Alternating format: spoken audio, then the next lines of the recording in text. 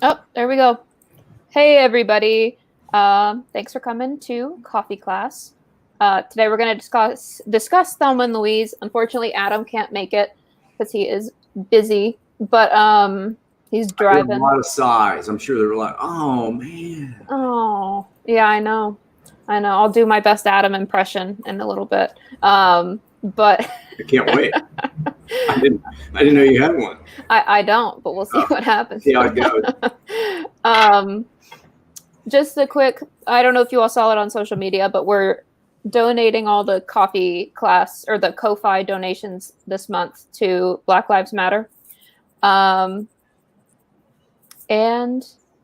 yeah, I guess, are we ready? I don't think there's any other news. Do we need, or have a lot of people, or is everybody here? How do we know if everybody's here? We don't know, but are people? People are trickling in. So, yeah, Reddit wouldn't let me post today. I don't know why they did that to me. Did you offend them somehow? I probably did. I probably made them really mad. But they just have like this auto thing that won't let me post on there to announce stuff sometimes. But then, I don't know. They also told me that they gave me special posting permission. So we'll see. You're getting a lot of people signing up on Facebook, right? Mm-hmm. Yeah. A lot of people coming from Facebook. I think Carl posted on Facebook that we're live. If not, that's a heads up, Carl. Where's Carl? He's in the other room. Okay. All right. Well, cool. Should we get into Thelma and Louise? Yeah, and you had a fun fact, yes? Yeah, a student shared with us, Ken, that that apparently the final draft of Thelma and Louise was finished today, 30 years ago. So that's a little tidbit. It's a wonderful coincidence. I had no idea. I know, me neither. All right. And last week, I'll go into this later if we have time, but I worked with Callie on a project for a long time. We worked together. I really like her. She's terrific. So I think I did mention that, but maybe I did, maybe I didn't. You don't know? Oh wait, no, because you said she's from Paducah, which is the quilt capital of the world. It is? Yeah, Paducah, Kentucky is the quilt capital. Oh, quilt. I thought you said quote capital. I said, why would it be the quote capital? Oh, no. Quilt. Yeah, lots of quilts. I didn't know that either. I didn't know. Yeah. So, yeah, Callie and I work together. If we have time at the end, I'll tell, I was going to say a funny story, but maybe it's not funny. I'll leave that up to the audience. But our initial meeting was it's a little teaser. Stick around. See if it's a fun story. So Thelma and Louise, and I love the fact that some of you, that Alexie, said that I had a few issues with the film, and I haven't seen it since it came out, but I rewatched it this week. So and I liked it better than I had remembered, but I also remembered what my issues are, which I'll get to in a moment. I do think it's a really strong movie. It also, FYI, this was Callie's first script. She was working as an assistant in Hollywood, and she was writing the script in the evenings and on the weekends. And her first script, she won an Oscar for. Kind of a complete. I don't think it's unheard of, but it's an amazing script, timely script. By the way, as I was watching it this week, I thought this is a movie that could come out right now and be a big hit again. So it resonates. It's wonderful. I'm going to go through it, break it down a little bit. Also, it's so strong. It's so well written, and the economy with which she's got this story moving is spectacular. We meet Louise. She works at a diner. We meet Thelma. She's got a husband, Daryl, who's not a good guy. She's in a bad relationship. Thelma and Louise are planning to go on a fishing trip, which always struck me as a little odd that these two women would be going fishing, but okay, fine. And by the way, on page 9, we touched on this a little bit before, and we'll probably touch on it many times again. But on page 9, Thelma has a gun. She's bringing a gun, and we reveal the gun. And Louise responds like, "Oh my God, what are you bringing that for?" But we've introduced a gun. As discussed, it's important to introduce this now, and then forget about it for a little while. They get on the road. Now, by the way, here's one of the things that's going on, and Ridley Scott directed this. Ridley Scott and his brother Tony.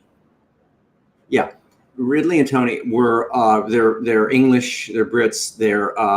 They got their start, and they were really famous, big time commercial directors before they got into feature films.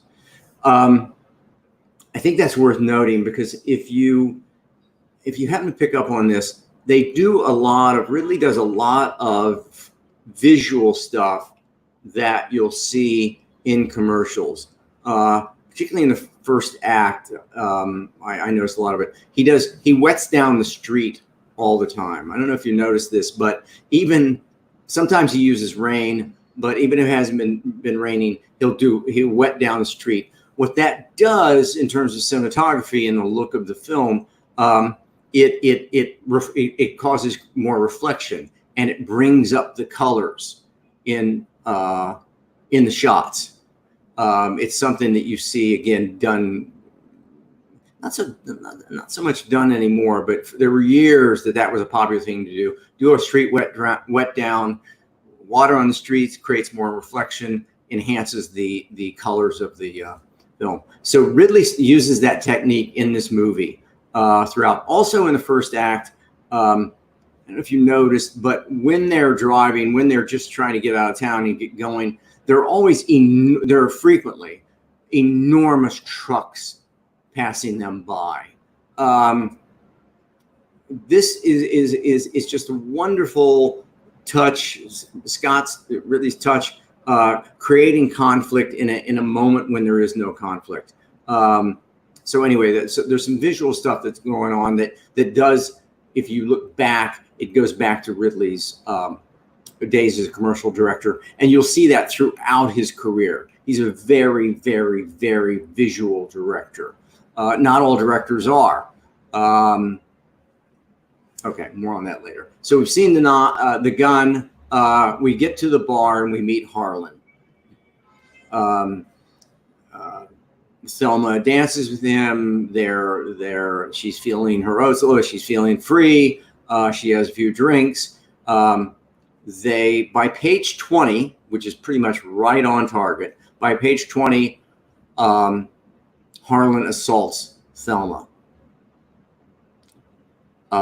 This, as you are thinking to yourselves right now, you know what this is. This is actually when Louise pulls the gun. So we saw the gun on page 9. Now it's not a surprise. We knew the gun was here somewhere. So when she pulls the gun, it's not a big shock. And she shoots Harlan, kills Harlan. That is the inciting incident. And again, it's about page 20. It's right on target. That would technically be the end of the first act, and it launches the movie. Now things are going to happen. Now things must happen. As I always say, for the protagonist, her world has gone upside down. Her life will never be the same again. By the way, whenever we talk about this film, there's some conversation about who is the protagonist. And for me, it's pretty clear. It's Louise. Louise is the protagonist because she has acted. She is now in jeopardy. She must move on. She must go. She's got to get away. What I didn't remember from the first time I saw the film, and it runs throughout the second act, which I was glad to see. In a buddy film, the two people you put in the car together or on the train together or on the hike together or whatever, in that buddy film, you want them to be incompatible. And I had forgotten that Thelma and Louise bicker as much as they do. They bicker a lot, which is good. I mean, it's not as high in terms of their conflict with each other as you might see in other films. There's a great film, I'm blanking on the name of it, Charles Grodin and Robert De Niro, and it'll come to me, when they hate each other and they're stuck together traveling from New York to LA. What is the name of the film? Somebody will remember it, or I will. Anyway, so they're on the road. Louise says too many times, for my money, but she says, I've got to think of something. She's thinking, we meet Hal the cop, Harvey Keitel.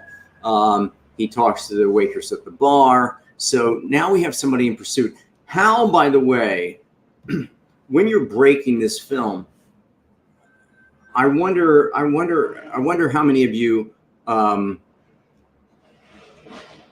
understood who, or has a correct take on who is the antagonist in this film. And it's a little bit tricky. I love what Callie Khouri did with the antagonist. It's not Hal. Hal, in fact, is almost a mentor. He's almost compassionate. He says, I understand you guys, come in. But he's not really stopping Louise from getting to Mexico, which is, I jumped ahead a little bit, but that's going to be the objective. The antagonist, and I hope you got this, the antagonist is actually Thelma. And Callie does a brilliant job in accelerating that in the second act. So great. The design of this is really is wonderful because what they realize early by page 29, Louise says, we need money. We need money. We're not sure where we're going yet, but wherever we're going, we need money. Not having money is an obstacle. It's a wonderful moment when Thelma pulls her money out of her wallet and $20 blows away. She had $61. Now she's got $41. So they got $41. Now, and on page 30, Louise calls Jimmy, her boyfriend. Jimmy, again, looks like, feels like, smells like a kind of throwaway character. Jimmy is so endemic to the movie and how the movie works. And he's brilliantly placed. She calls him. He says, I love you, but it doesn't sound like he really loves her. She wants love, but he's not the right guy, so forth and so on. She says, can you wire me the $6,700? I got to have the money. He says, yes, I'll do that. I'll send it to Oklahoma City. Now, so for the moment, they have an objective or they have a destination. That's Oklahoma City. They keep interspersing and really kind of in a very good rhythm with Hal. On page 33, they've left the state. So it looks like a minor detail, but it's a really excellent detail. Hal says they've left the state, which means it's now a federal offense. Now they have to bring in the Bureau. They have to bring in the FBI. Stephen Tobolowsky, who I had the pleasure of working with on a small film once, who's a great, great guy and a wonderful actor. He plays the Fed. He plays the guy from the FBI, and he wants them. He's not as compassionate as Hal. It's not until page 34. This is a little tricky. It's very, very, very late. It's very late. But on page 34, Louise says, I'm going to Mexico. Technically, and I'm not going to get too hung up on this, if you know the rules, you can break the rules. Callie clearly knew that she had to give them an objective. She had to give them an objective that was unattainable. And she's going to make Mexico unattainable. And I'd love to know if she ever thought about, you're going to think I'm crazy, But as a writer, this is certainly a question that you would ask yourself. Canada? How about Canada? It's further away. It's more difficult to reach because of the distance. It's something that as a writer you might look into. She chose Mexico. Louise says, I'm going to Mexico on page 34. Now we finally have an objective. And you know, I'm sure I didn't need to say this is just it's a road movie. They're going to Mexico. Louise calls Jimmy again. He's going to send cash to the Vagabond Hotel. Thelma talks to Daryl. She says, go fuck yourself. She's starting to gain some independence. And then wonderful. And I think I should know this. I'm sure you guys all know this. I think Brad Pitt's first film. On page 40, we meet, I think his name's JD, Brad Pitt. And really great detail here. Thelma says, let's take him. Louise says no, which is consistent with her character. It's a bad idea. It's a dangerous idea. It's inconsistent with Louise and what she would do. And she says no. Thelma wants to take him. Thelma is not as rational as Louise. And Louise says no and shuts him down. And then Callie brings him back in later and with some really great events. And so it's about page 47, 48. They run into Brad Pitt again, and they give him a ride. Now, the reason you put Brad Pitt or JD in this movie is to create an obstacle. He actually serves two purposes in this film. Let's see, am I jumping ahead here? Oh, yeah. So on page 48, Thelma says, I've never been with anyone but Daryl. So she's been in a lousy marriage. It's the only relationship she's ever had. Our heart goes out to her. It's certainly been unsatisfying. And we've got Brad Pitt in the car now. We reach the Vagabond Hotel on page 51. And Jimmy's there. Jimmy remarkably is there. By the way, it's certainly a surprise, but if you're going to do something like this, if you're going to have Jimmy show up at the Vagabond Hotel, then that scene earlier when he said, I'm going to wire money to the Vagabond Hotel is a necessity. If you have him show up at a hotel without giving us front loading that information that he knows he's wiring money, so he's got the name of the hotel, you've blown plausibility and you've lost your audience. It seems like a minor beat, like a small and obvious point, but it's really important that he has said, I'm going to send money to the Vagabond Hotel. When Louise walks in, he's there. This is we spend almost 10 pages. We spent almost 10 pages in the hotel, intercutting between Thelma and JD and Louise and Jimmy. I think it's a long time. I think it's a long time to be in that hotel. What happens, the events that take place are good and strong. They work for the story. For instance, Thelma gets, something she's never had before, which is a fantastic, satisfying, what do I want to say, relationship between the sheets. So she gets that. But more importantly, your protagonist, Louise, Jimmy proposes. This is the midpoint, and it's beautifully done. It's right on the money. It's about page 68. It's a little better than halfway through the film, but Jimmy says, I love you. I brought a ring. I came all the way here. He's clearly ready to commit. And we know that this is important to Louise. This is something she's never had. And it's something she wants. And the beauty of this midpoint, there are two beats that happen in it, which are the high of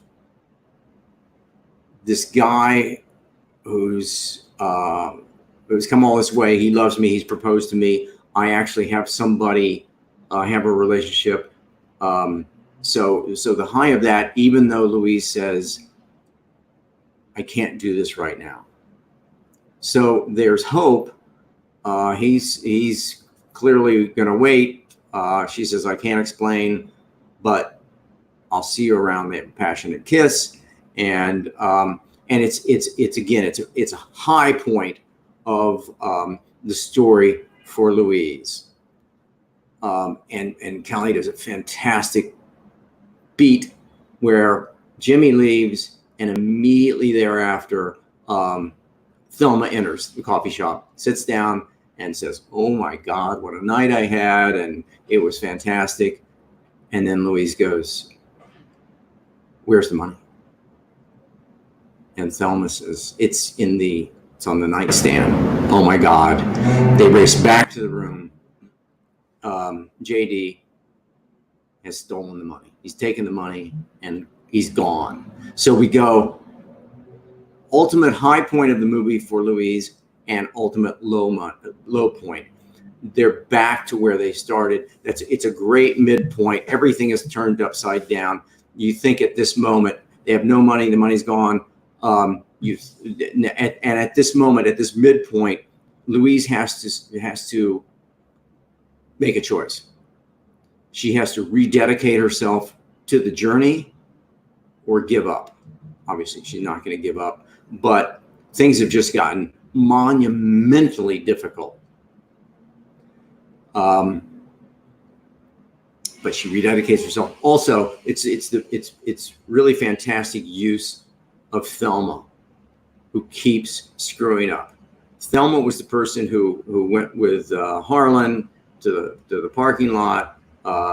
She's responsible for leaving all the money they have in the world in a room alone with JD. She's responsible for the money being taken. She is a fantastic antagonist. She keeps throwing obstacles in Louise's way. Louise is trying to get to Mexico, and at every turn, Thelma makes a bad choice. So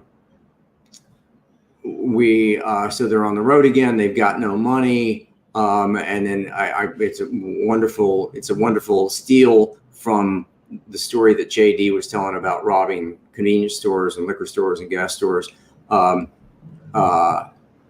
Thelma goes in and she robs a store. About page 73, she comes out and she's got money. They're back on the road. She's gotten money, but she's put them in greater jeopardy, as a terrific antagonist will do. And we cut to Hal watching the robbery on video. And again, Hal, that's why I don't want you to mistake Hal for the typically the cop chasing the protagonist would be the antagonist, but he's not really involved with trying to catch her. He said, oh my God, now they've robbed, now they've robbed a store. What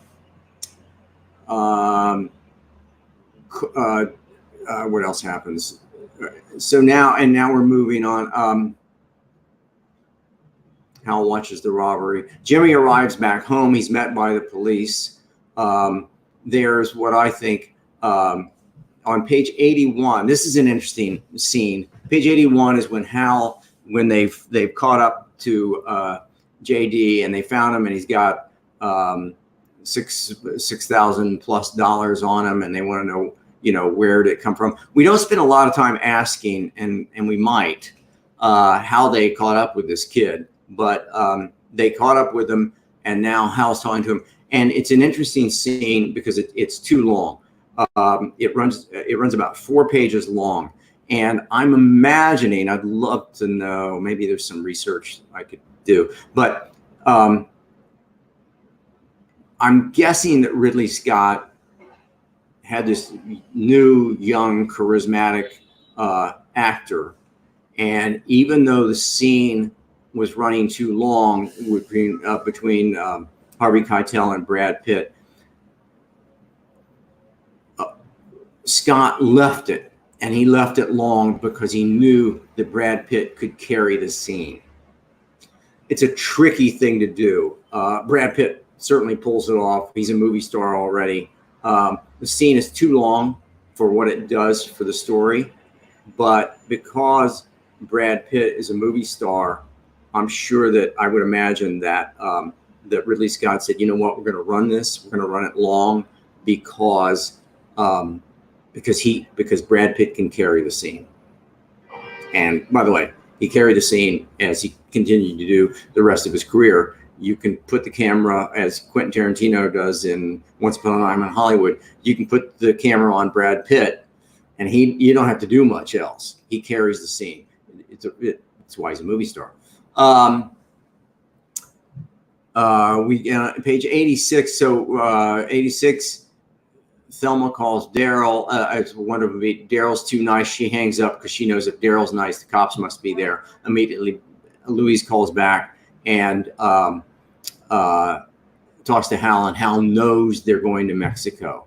That is, JD serves a lot of story purpose here. He served a purpose for Thelma having sexual gratification. He served a purpose by creating obstacles, by stealing their money. And now he serves a purpose by ratting them out and telling the cops that they're going to Mexico. So Brad Pitt, in this kind of, I think, minor role, it's so well written because it covers a lot of territory. And at that point, Hal says, I know you're going to Mexico. So now all of the conflict and all of the obstacles are going to accelerate and get faster and faster and faster and more danger because the cops know where they're going. On page 93, we meet the vile truck driver who makes vulgar signs and sticks his tongue out and all that stuff. He'll play a couple times, but we meet him on 93. Now, I always took issue with this, and I'd be curious to know what you guys think. To get from Oklahoma to Mexico, you have to go to Texas. So Callie rightfully said, wanted to create an obstacle, and her obstacle is that Louise cannot travel through the state of Texas. When I first saw the film, I guess 30 years ago, I thought, wow, and then it's justified that she was raped in Texas. I'm curious to know what you guys think. I find that a bit of a reach, that she has to avoid a state that happens to be directly between where she is and where she wants to go. She has to avoid the entire state. And again, I'm not without empathy. Her character was raped, but she can't go through Texas. So again, now the cops are here. We run into the bad trucker again, and the cop pulls them over again. The obstacles are accelerating. The cop pulls them over. They pull a gun out. They put him in his trunk. And by now, the cops are closing in, and we're out in the desert. They run into the bad trucker one more time. I think we've seen him 3 or 4 times. This time, they blow up the truck that he's hauling gas in, and that would qualify as resolution, as correction of flaw. Here's what's really tricky. And again, I'm curious to hear your thoughts. I think I have this right. I think Thelma fires the gun that blows up the truck. In other words, she's saying, I won't take any crap anymore. but she's not the protagonist. So it's tricky, and I think it breaks the rules that the person who is not the protagonist corrects the flaw and has resolution. They blow up the truck, the cops are chasing. They realize there's no way out. They've come this far. It's the best time I've ever had. I'm glad we did this. And they kiss and they hold hands, and now they're going to drive off the cliff, which they do. Double suicide, and we fade out. So that's the movie. Again, it's really well designed. There are a couple places that that I feel like Callie Khouri took exception with story and broke from story a little bit. That said, the reason this film worked then, the reason this film works now and will work in the future, is that it's so evocative. We care about these women. We go on a ride, literally and figuratively, with them. Their story resonates for us. We want to see them win. I guess the last thing I'll say for the moment is that a suicide is not resolution. Ridley Scott pulls it off with that big visual of the Thunderbird flying out into the air. But again, I would debate that if the end of your journey, it's romanticizing suicide is what it's glamorizing suicide, because he's saying you make a great trip, you make a great journey, and then you decide to kill yourself. I have personally, I have issues with that, and story wise, it's a little tricky. Anyway, I'll shut up, and I'm curious to hear what everybody thinks. I'm back. Alexie, are you there? Have you gone? I am. Did you fall asleep? No. Did you doze off? No. I was very engaged because I disagree. What? I bet you disagree. I said I was very engaged because I disagree. Oh my God. Well, then I don't want to hear from you. No, I'm kidding. Well, a lot of people agree with me. So curious what you're. By the way, I am not surprised. I'm not surprised. And I wanted to stop there. I do have something I want to talk about, which I think is really important about the genre and the tone. But I thought we'd let people. I thought people were dying for me to shut up. So let's hear what people are saying. Yeah. So a lot of people. Is this where I get thrown out? Oh yeah. This is where you're done. This is my suicide. Did I just commit suicide? Probably. This is why we need Adam, though, to be the third vote, because we're just going to end up being 50-50. But I think Thelma is the protagonist very strongly. Okay. And a lot of people agree, so it's not just me. Great. By the way, that's why we do this, because I want to analyze it. Yeah. So I think that her inciting incident is the same. It's when Louise kills the guy, but she resists the call. You know, she's like, no, we can't run away. We have to call the police, blah, blah, blah, blah, blah. Yeah. And then her call to action is when she calls Daryl. Daryl's a jerk, and she says, F you, Daryl. So now she can't go home.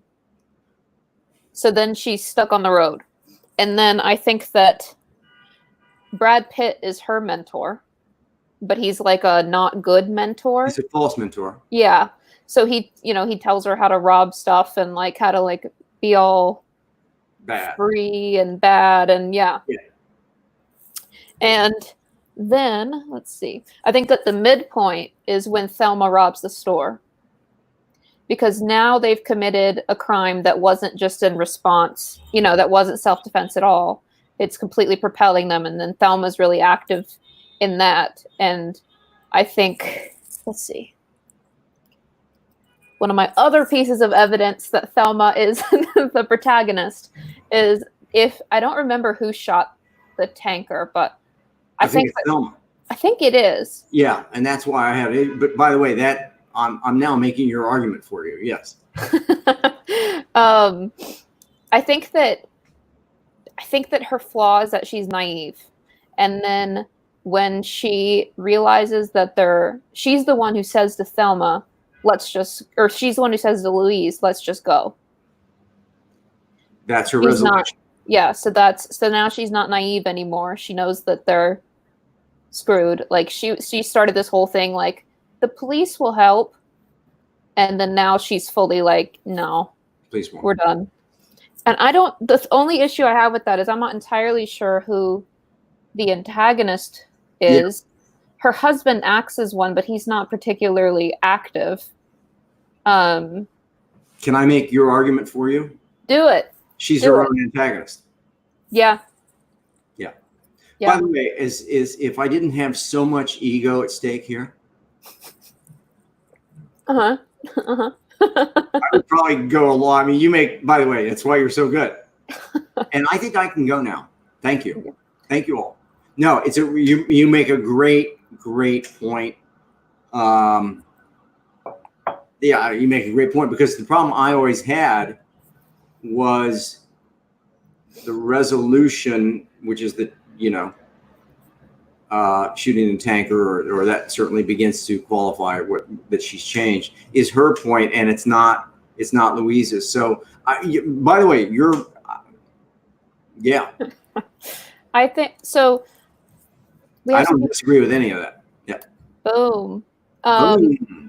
Oh, here we go. Here's a good point too. He says, don't forget the phone call with Hal when Louise almost caves, but it's Thelma who saves her and reminds her of the objective. Because remember... phone call, what? Because she's like, I can't remember where she is, but she's on some payphone, but they're always on a payphone. But she's talking to Hal, and Hal's like, if you come in, like, I will help you. And she's debating taking it, I think. And then Thelma's like, if you're going to do it, bye, but I'm not. Wow. Did I just... Okay, yeah. But some people do agree with you. I will say that. Well, what, 3 people? And I paid all 3 of them off. They're all plants. They're all plants. It's so sad. Oh. That's valid. I mean, God, Alexie, that's an interesting... Yeah. By the way, all of you should know, that for me, this is the point of this class. If you are breaking story, analyzing story, questioning story, what works, what doesn't, it just enhances your ability and your tools. That's why, I hope this class, is that better? Is that a little brighter? I hope this class is working for you, because you got to look at these stories and break them. And Alexie did a great job. I still have questions about it. Do we have another question? Oh, yeah, we have a lot of people jumping in. Okay. Let's see. Something I do wonder about, which has not been mentioned yet, though, is that unless I missed something in the script, I don't think they wrote the kiss into the script. And I feel like that's a bit of IMDb trivia right there, but about what happened in that moment. But let's see. People are talking about let's see. Would Louise be the mentor? This is a good one. So if Thelma's the protagonist, would Louise be the mentor, since she's the one saying, Danielle. She is kind of a mentor, because she suggests that you deserve better than Daryl. Yeah. So yeah, you certainly can make that's valid. I think that if you go Alexie's way, which apparently everybody is, and I'm beginning to, I hate to admit it. But if you, because she's saying you deserve better. Yeah. Yeah. Let's see.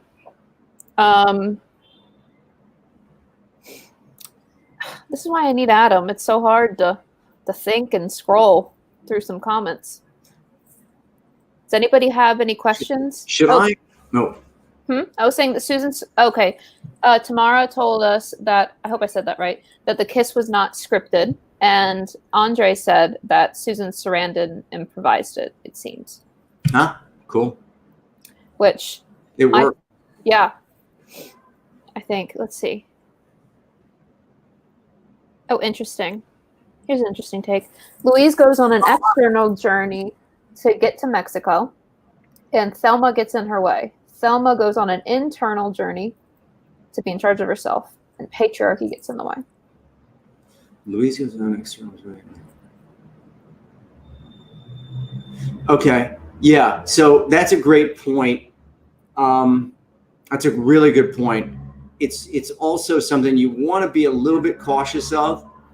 If Thelma's internal journey, which I think she certainly does, she has an inner need, which is to gain confidence, to be assertive. She's been pushed around, but keep in mind,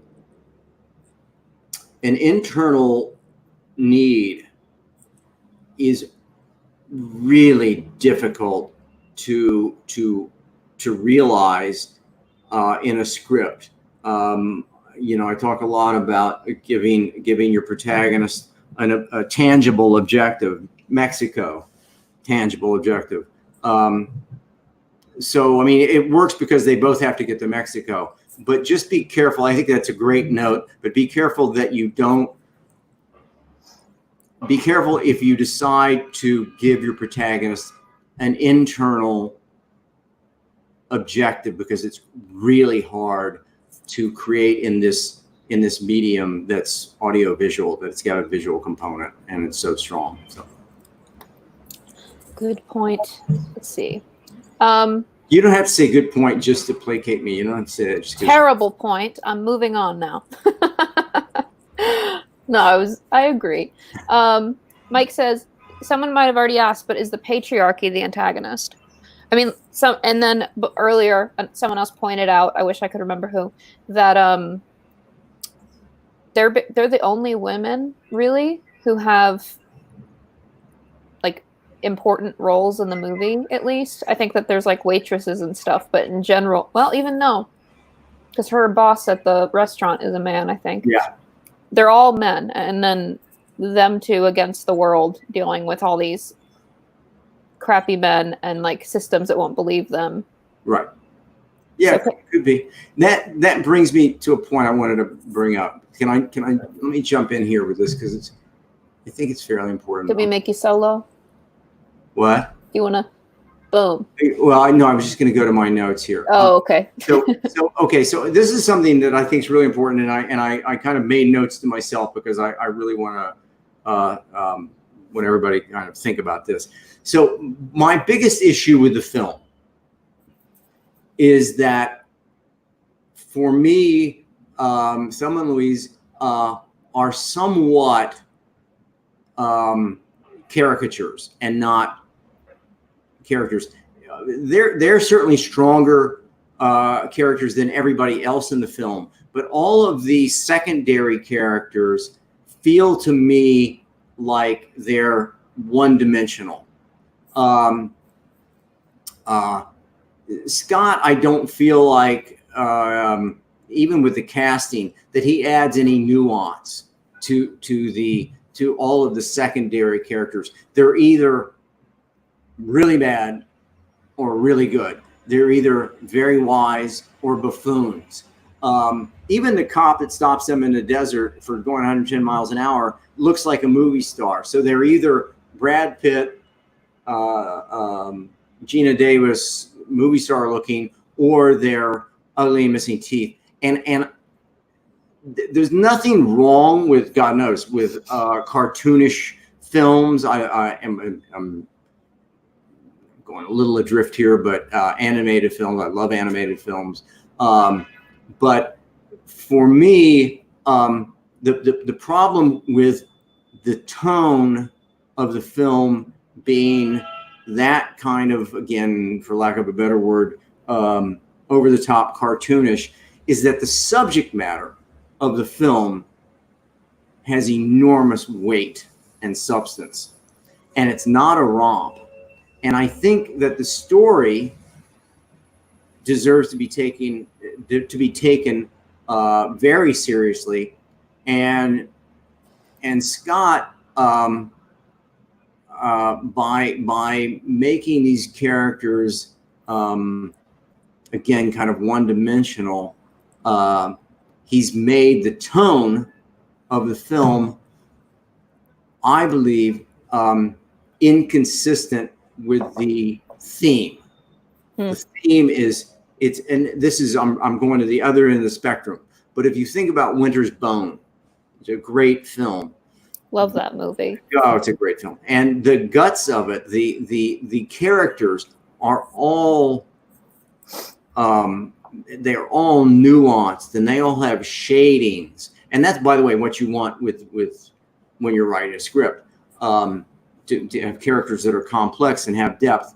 And I feel like Ridley Scott, who am I to criticize Ridley Scott? But I feel like Ridley Scott does a small disservice to the film by making, for instance, the vulgar truck driver is so over the top that he's inarticulate. He grunts and he groans. He can barely speak a sentence, and then they blow up his tanker. But if he were a little more nuanced, he might be more believable and more threatening. And I feel like that plays throughout the film, and that the script and the story and the theme deserve more a more reality-based treatment. I hadn't thought about that, but that's a very good point. Because would you say it's like an unbelievably good point? An unbelievably good point.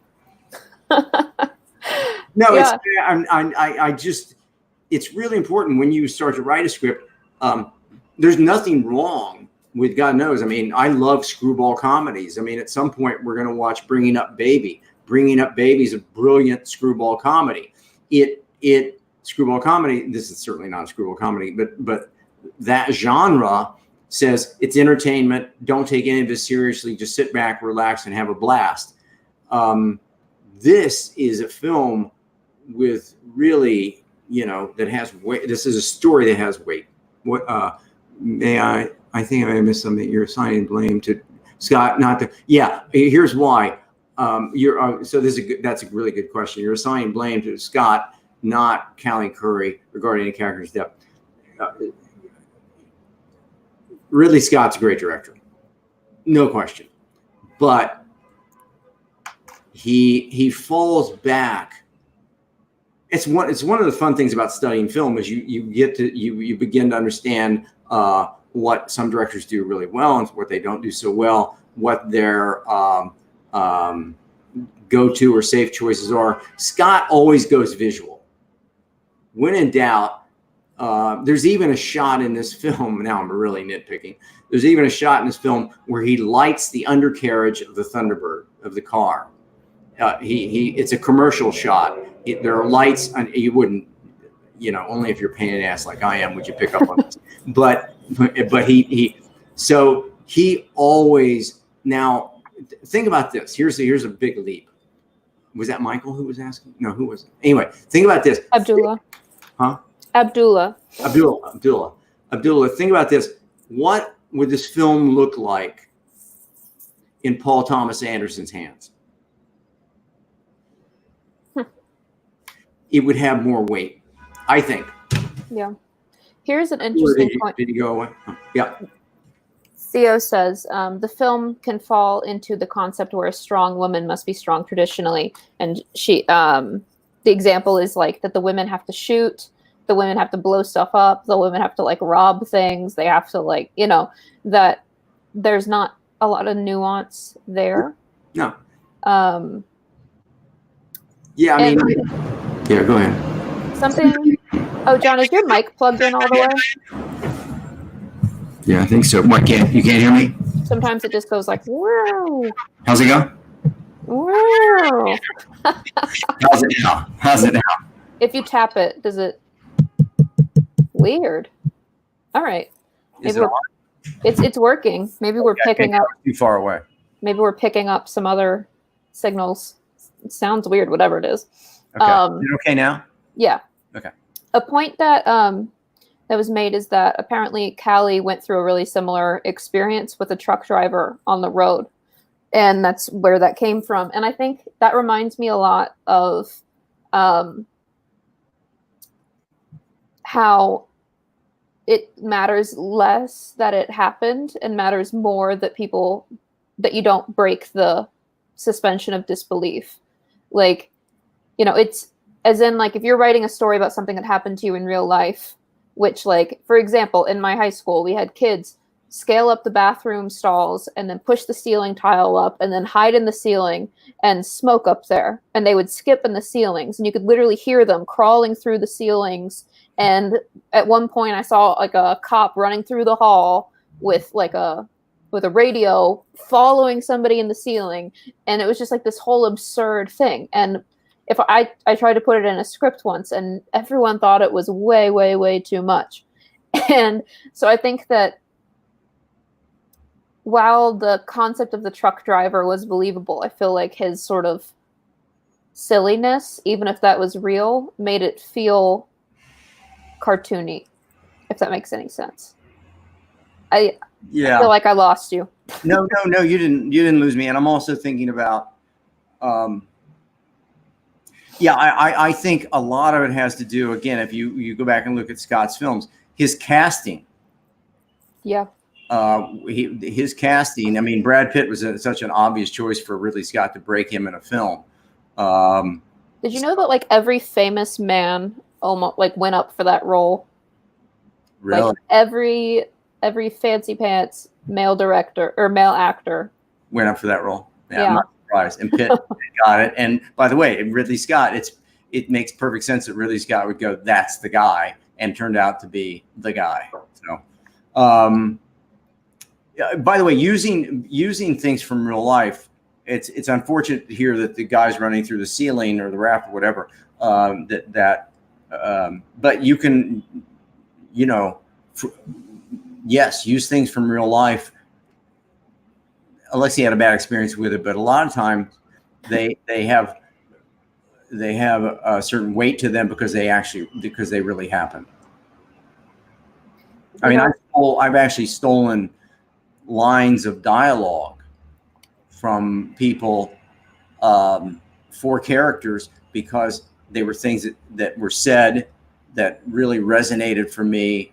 And then when they're on the page in the script or said by an actor, they're highly believable because they were really said. Yeah. But then remember I told you about the one professor who was not you, who when I put real stuff in a script, they were like, this would never happen. This would never. Yeah, I hate that. Don't tell me who that professor is. I hate that. I mean, yeah. But like they were even saying that like a boy wouldn't get a girl pregnant and then leave her. So I think he was just wait, who said that? It was the professor. Yeah. Well, that's complete nonsense. Right. I mean, that, by the way, that's happening right now. That's happening everywhere, all over the world. Sad, but true. Yeah. By the way, we had some people asking about if we could feature a film by a Black director, and someone recommended Get Out. So I might have already spilled the beans on that. Yeah, that we're doing next week. Get Out. Yep. So cool. Let's see. Oh yeah, someone says. Joseph says that dialogue, as an example, dialogue that sounds exactly like real life can be hard to follow. Like, how we want to put in likes and ums and people like starting sentences and not finishing it. But if you overdo it, then I think it comes out weird sometimes. Like you do have to keep it you have to keep it more concise in the film so you don't have the coffee shop scenes. Yeah. You disagree, don't you? No. I would say that that using reality character-based dialogue is something you do want to do. But by the way, you still have to frame it so that it's got purpose in the scene. And by that, I mean, when you start writing a scene, when you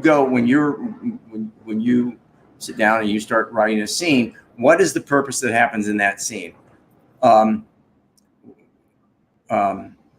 I'll use Brad Pitt when he gets up and he takes the hairdryer And he does that bit about, I walk in and I say, hey y'all, how you doing? And and he says, I'm here, I'm robbing this place. Now don't you don't want to lose your head.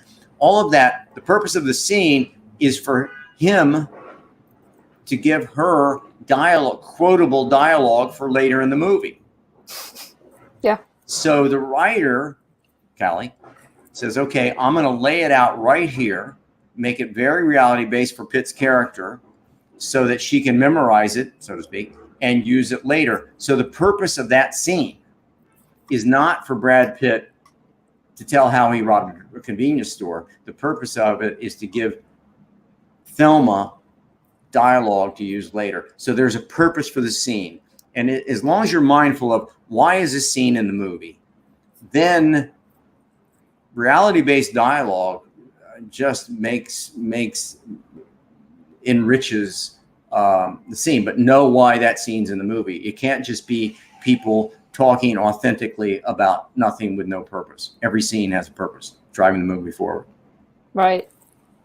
I think that that's sort of you might hear a quote that you love in real life and you think it's going to end up in the movie and you just can't fit it anywhere and you just have to let it go. Yeah, you have to let it go. Let's see. So, here we featuring Theo again. I'd be very interested in both your thoughts on how the ending could have been different. What might have worked for their ending with a similar or better payoff? Good question. As I said, I don't love the ending, and yet the ending's iconic. It's a famous ending. Double suicide, Scott pulling back into that master shot of the Mustang, off the cliff. It's iconic. I'm going to go back to the, I haven't given this a lot of thought, but I'll go back to the Paul Thomas Anderson version of this movie, is that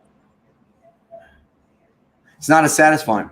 I was going to say they turn themselves in, or they make it to Mexico, and they know they'll never return to their old lives. Again, and you'll find, I think it works in this film. Again, it's iconic shot, iconic moment. It's the moment everybody talks about. It's very hard to pull off because what you've suggested is that there is no resolution for the protagonist. The protagonist has given up and committed suicide. Typically, that is a not a rewarding end to any movie. So if they get to Mexico, and we know they'll never return to Daryl or Michael Madsen, what's his name? Jimmy. But they're going to pick up their lives and move on. And we have hope for them that they're going to make it. I'm sorry, I'm rambling, but there could be a chase to the border and they make it over the border. Right. Make it over the border and oh my God, and the feds can go no further. And so we see them race off into the distance into Mexico, and we know we have hope because Thelma and Louise have evolved.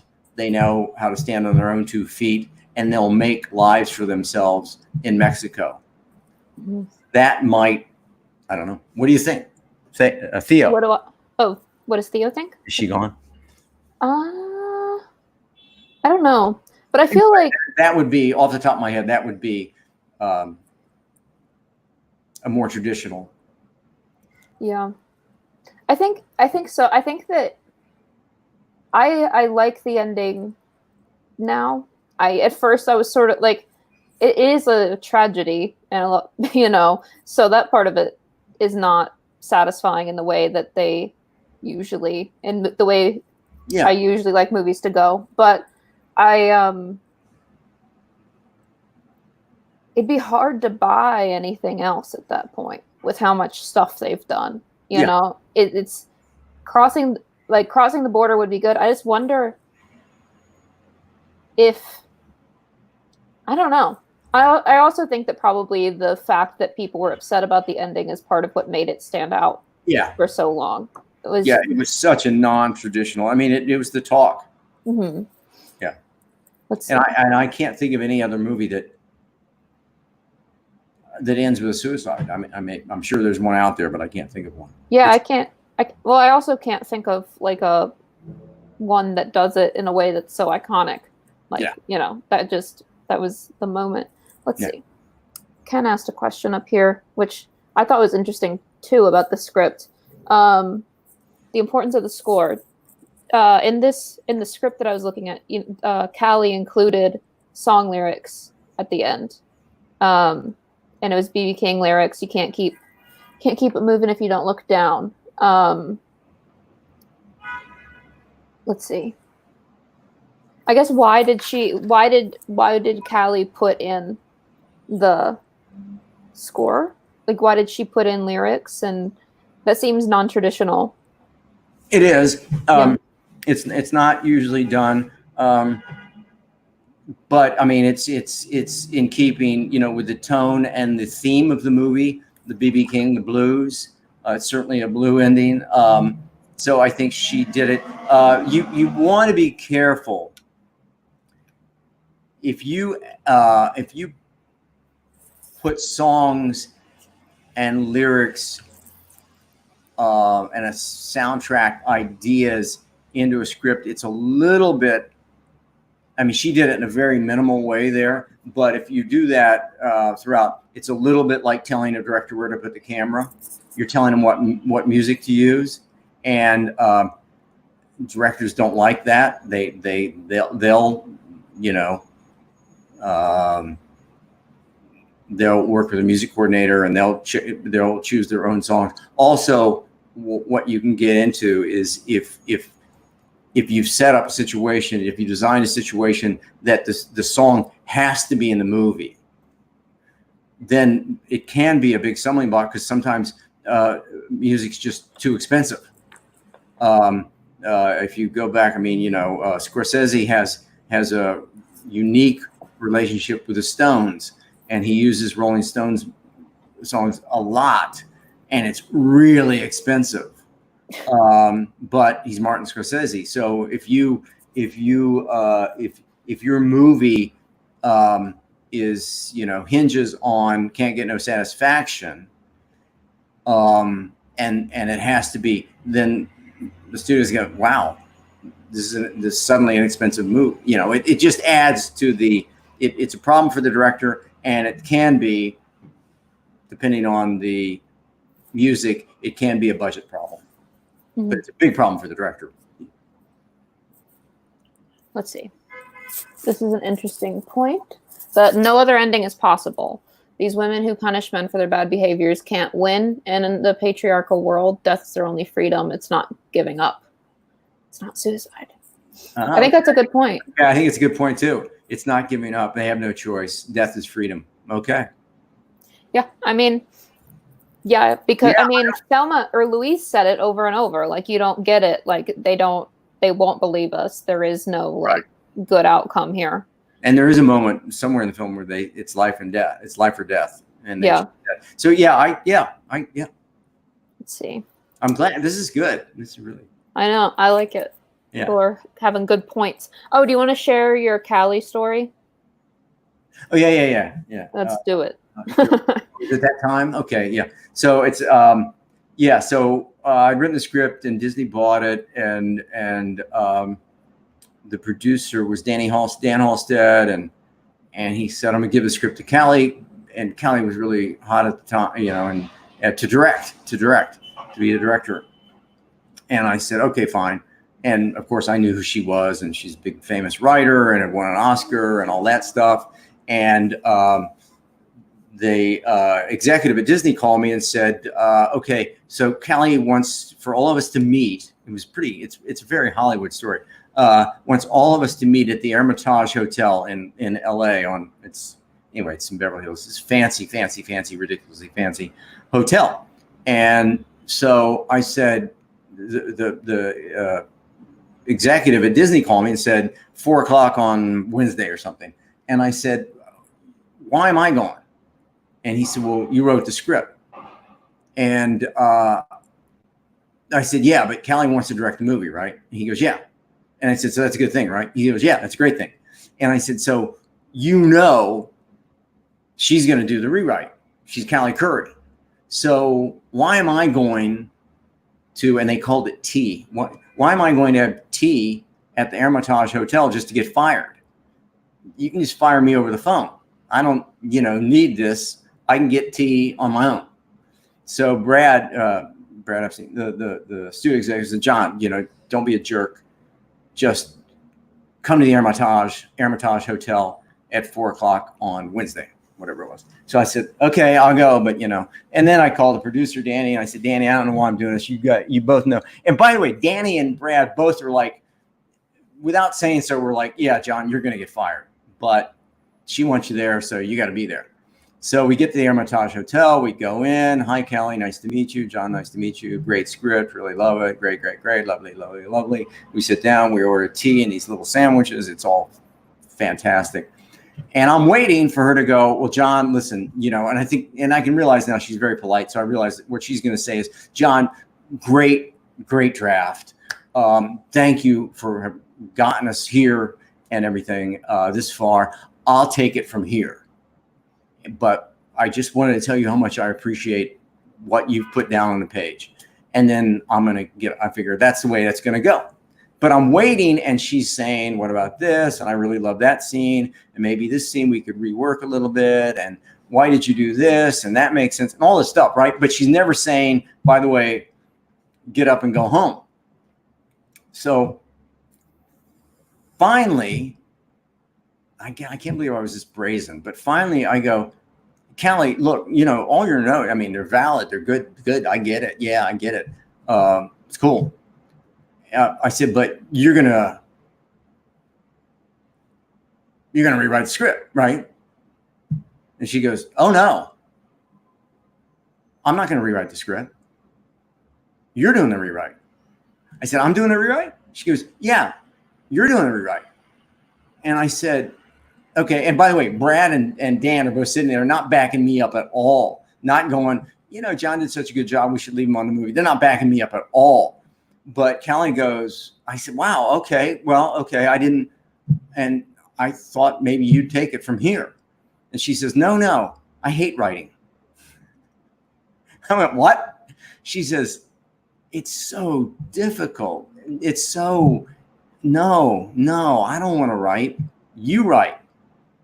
And I said, oh, okay. Is that it? She goes, yeah, that's it. She said, let's schedule a time to meet. I'll give you more specific notes and we'll get into this thing. And I said, okay, great. And so we walk out. I'm going to get my car. I'm standing at the curb with Brad. And Brad goes, hey, John, that's great. You're still on the film. And I say, hey, Brad, you did nothing to keep me on this film. You did nothing. You sold me down the river. If she hadn't said, I hate writing and I want John to do right, I'd be gone right now. You wouldn't even pay for my parking ticket. And that was the end. That's the Callie Khouri story. But she was great. Have you talked to her since? Yeah. We worked together for a long time. And we couldn't get the movie launched. We couldn't get off. But she was great. She was funny. She was, by the way, can I say this? She was kind of Thelma Louise. She was kind of this, I mean this in the best, no, I'll get in trouble for that. But she was gutsy and she was not bashful. I had a great time with her and thought she was fun and really smart. And it was disappointing. She and I were both highly disappointed. She actually sent me I stayed on that film and did several rewrites. And she used to send me these big fruit baskets. I was getting paid to do rewrites, but it was kind of unheard of. And I'd get this fruit basket and I'd go, what's this? And it's from Callie. Thanks for the rewrite. It's really great. I'm like, Disney's paying me. You don't have to, but I ate the fruit. What can I say? Oh, she didn't send you a quilt, though, from the quilt capital of the world. She did not send me a quilt from the quilt capital of the world or the quote capital of the world. Yeah, that too. Yeah. Let's see. Did everybody flee the rooms? No. Everyone likes your stories. I hadn't heard that story. Yeah. No, wasn't she also doing that NASCAR thing with you? I thought you two were doing a different movie. Oh, we lost you, John.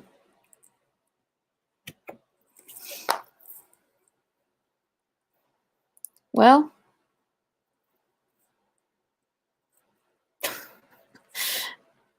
I don't know where John went.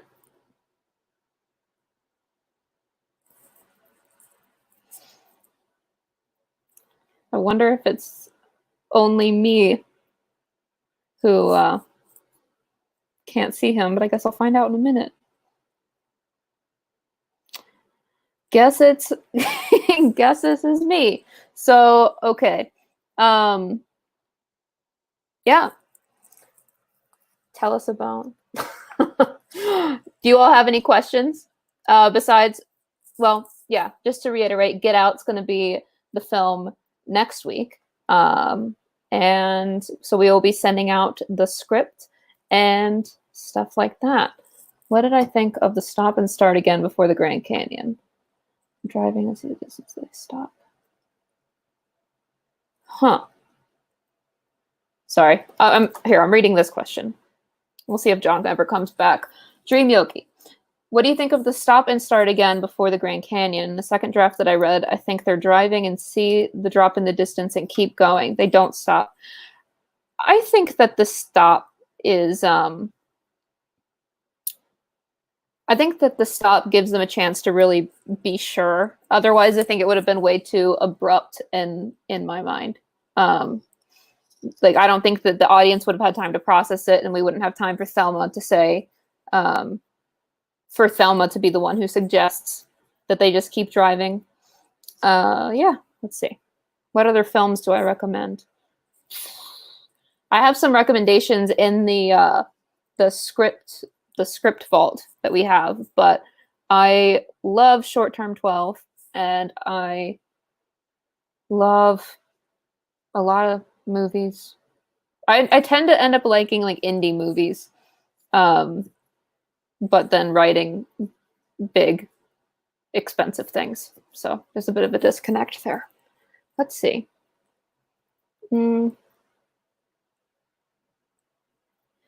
Anyway, I guess John is not coming back. Was there an ultimate test? I'm not gonna lie, I always get the ultimate test confused with the final fight. But who is that? I see John. You're back. I had to talk. I never done it. You abandoned me. I had to talk by myself. How'd you do? I bet you did well. I did, I think. Actually, I don't know why I said that. I just said that. I accidentally hit I've never done that before. I hit the power button on the surge protector. Oh, I was saying I was saying I did to this question, but then I was saying it to, did you do well? So I have an ego now too. They were asking me some questions while you were gone. Oh, yeah. Okay. I'm irrelevant. Do I have a famous person story like John? Abdullah, forgive me for dropping names, by the way. I know it's obnoxious. No, we love when you drop names. Yeah, right. Okay. No, we do. Well, I think I interned for Harvey Weinstein for a while. Ooh. That's my little fun fact of the day, was that I was at the Weinstein Company when I was 21. I was still in school, and I don't know how. Actually, you know what? No, we all broke I had to talk to like the news outlets about it, and all this stuff, and all of us broke our non-disclosure agreements to tell people. But yeah, I was there, and Bob Weinstein, or at one point, Bob Weinstein messed up his shoe or something. So I was just sitting in the corner doing my work because they didn't even have an intern spot. They just like shoved us in a corner, and this guy came running up in a panic and threw this shoe on the desk and was like, "We need an intern to fix Bob's shoe." And I'm like, "What?" And they're like, "You need Bob, a cobbler." Yeah, I know. So they were like, "Bob broke his shoe and he's in a meeting right now without his shoe on, and we need to get the shoe fixed before he has to walk out of the room." Broke his shoe? Yeah, like the sole of his shoe ripped off. I don't know. So I had to. It was me. I was volunteered. And did you fix the shoe, or can you cobble? I cannot cobble. I cannot cobble. So I had to run and find one. And I had to use my intern pay to cover it because they didn't tell me how to cover it. I also learned how to say quinoa at that job. I felt like a Kentucky idiot when they Quinoa? Yeah. That's funny. Did you know I was in the elevator with Harvey Weinstein when the first story broke? You were? Yeah. It was Wow. just I was going over to his, because like there's a Bob building and a Harvey building. And I was in the Bob building mostly, but every single time Harvey would come in, everyone would be like, "Oh my God, Harvey's coming," and would like hide basically. So at one point I had to go over to Harvey's building, and I'd had a fellow intern tell me that that she at one point was in an elevator and the doors opened and Harvey saw her and just pointed at her. He was like, "Get out." So he could have the elevator by himself. So I was in the elevator and then he came in and I was freaking out. It was just me and him. And he just seemed really preoccupied and didn't say for me to get out. So I just wrote it out. And then the moment I got back to the intern table, all the interns were like, "Oh my God, this story just broke." Holy shit, really? Yeah. Wow, that's a great story. Is it? And the Harvey building is now called jail. He has a new building. A brand new building just for him. It's got bars on the window. Oh God, yeah. It was they were doing some messed up things there. I'm glad that company's gone. They had interns whose job it was to look in the media for things and pull them, like to flag things that Harvey was portrayed badly and pull them. Because this was the Oscars that year. There was like American Sniper, and whoever was introducing it was like, this guy killed like 300 people, which is just a normal day in the office for Harvey. And then they cut to Harvey and he was not pleased. Well, he was really not. Oh my pleased. God, that's good. He was really upset. That's good. Yeah. That's a good story. That's one of my only famous stories. Besides the fact that I hung out with Kevin G from Mean Girls. I told you that recently. Yeah. Anyway. But I'm old, so I got a lot of stories because I've been around forever. But maybe I'll get some more. You will have a lot more. Do we have any more questions? Let's see. Alexie with the tea. I have all the tea. I will. Do you know what spill the tea means? You know. Spill the tea? Yeah, like tea. Do you know what tea is? No.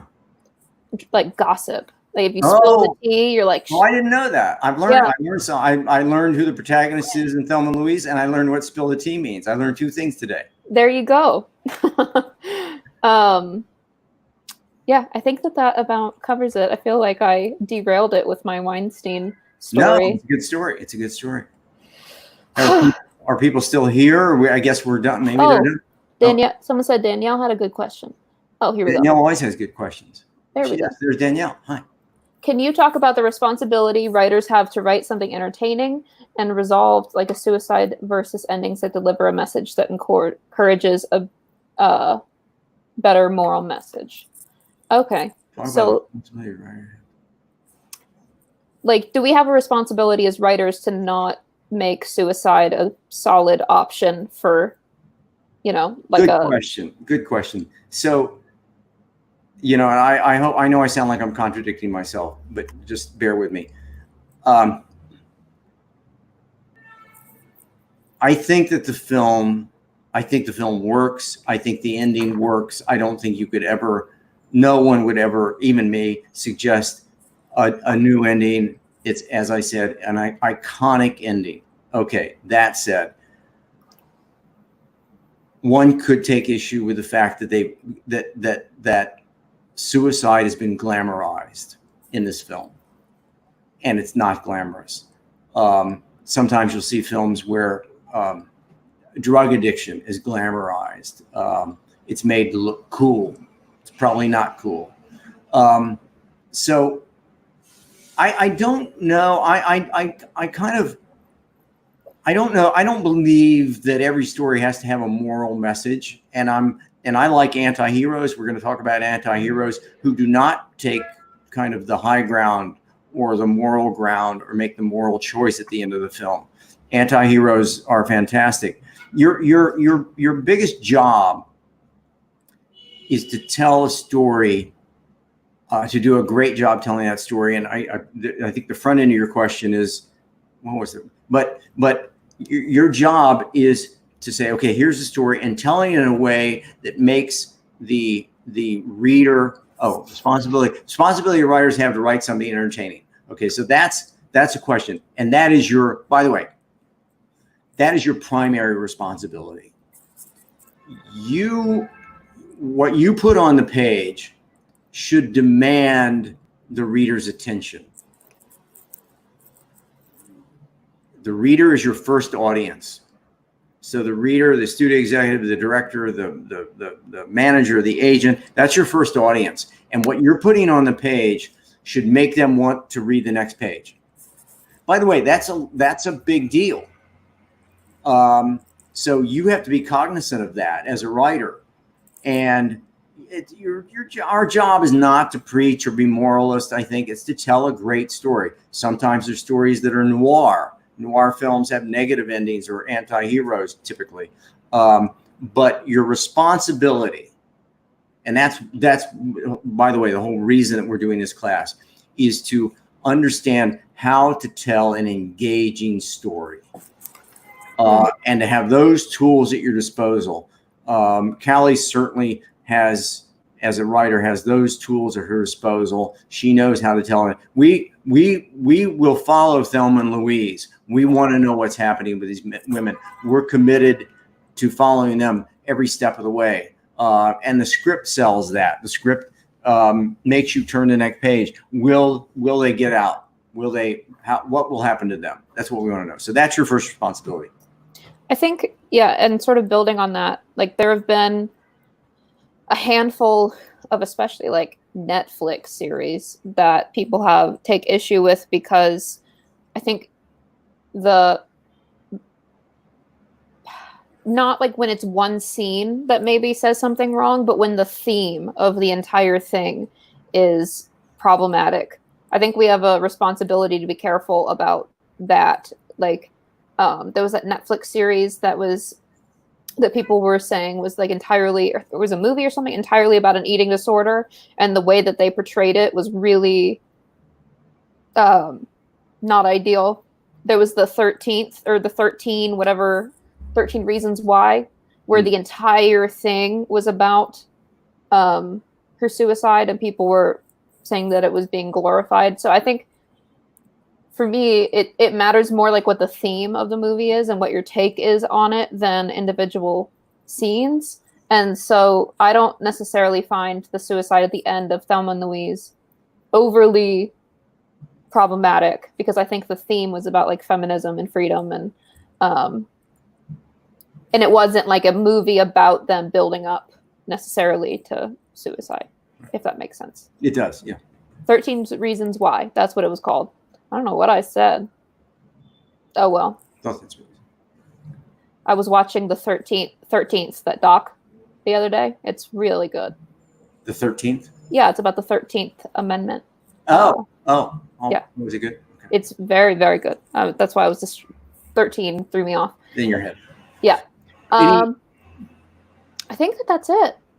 Okay, we ran out of questions. Okay, I guess no, we will always have more questions. I was just saying that I think we're at the end of our time. Oh, we are at the end of our time. We're past the end of time. Thank you, guys, and Alexie, thank you. We did miss Adam. I think he probably would have been on your side with regard to the protagonist. Also, I think I lose that one. I'll ask him, and if he's on my side, I'll let you know. But if not, you won't hear anything. Let everybody know and talk it down. Yeah. I can tell you this. This is probably a bad joke. I'm not going to kill myself over it. John. Is that it was a bad joke? A little. Inappropriate joke. Anyway, thank you all. Great questions. Alexie and I think I can speak for both of us, and I hope you can tell we're having a great time with Coffee Class, and I really appreciate, we really appreciate your participation. So get out. Yeah. Get out of here. Get out's the movie for next week. And be safe, everybody. And again, thank you for being here. We'll see you next week. Bye. Take care. Bye.